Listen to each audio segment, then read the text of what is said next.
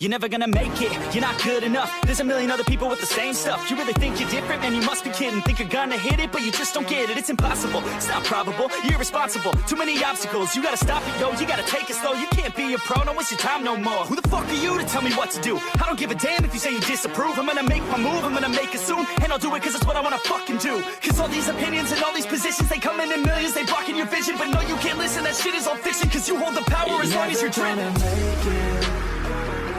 There's no way that you make it. And maybe you can fake it, but you're never gonna make it. Aren't you just gonna take that? Make them take it all back. Don't tell me you believe that.